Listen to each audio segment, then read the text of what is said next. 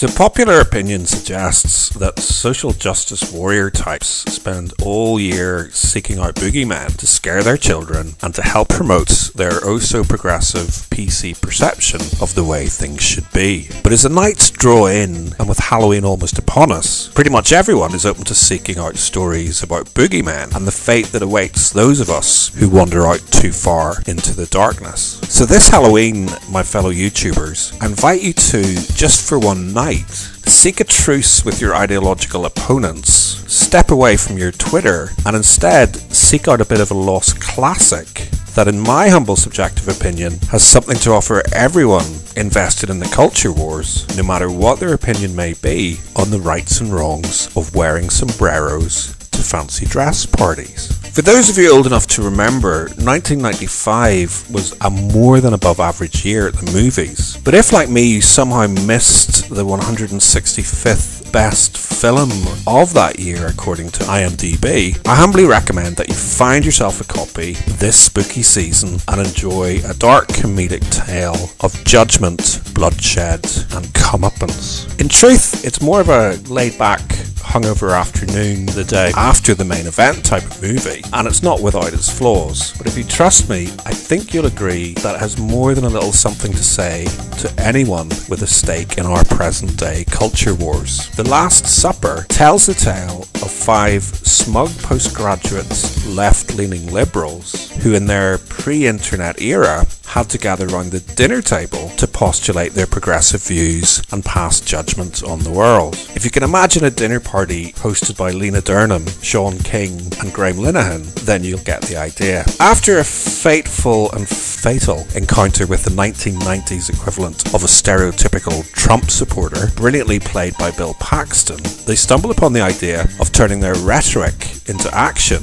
and inspired by that old philosophical chestnut about what you would do if you met a young Adolf Hitler, proceed to pass final judgment on a series of specially selected, conservative-minded dinner guests with intolerant views about a smorgasbord of hot-button issues. If they can't win them round to their more progressive way of thinking, which of course they never quite can, they do what they feel is best for humanity and fill their cup from the wine decanter specially reserved for such Nazi-punching occasions. Can't really say much more without spoiling the fun if you haven't already seen it, apart from to say that Ron Perlman steals the show in the final act as a larger-than-life right-wing provocateur. Apparently he was modelled on talk radio host Rush Limbaugh, but I suspect that if it were remade today, a certain flamboyant and fabulous internet supervillain would probably be the cultural benchmark of choice. It's far from perfect and drags a bit in the middle, but trust me, it has plenty going for it, including a strong supporting cast, a racking soundtrack, and a couple of unexpected twists and turns. And most significantly, I think it has a strong message for millennials in this modern age of self-censorship, intolerance, and Nazi punching. It's a savage satire about karma that doesn't take sides, and whose real target is really anyone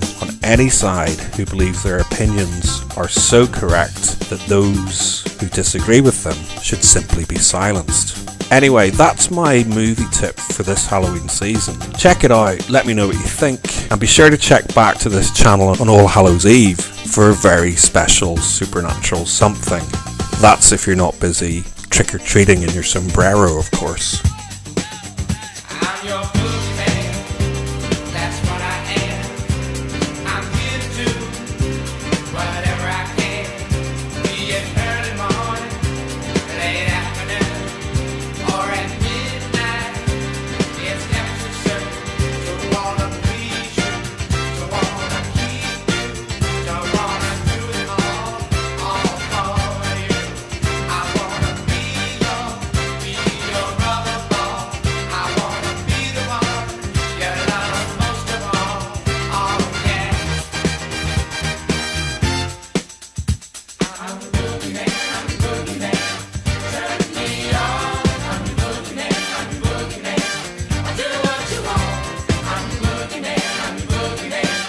Turn me on. I'm the boogeyman, I'm the boogeyman. I do what you want. Can't you see it too? There's an elephant in the room.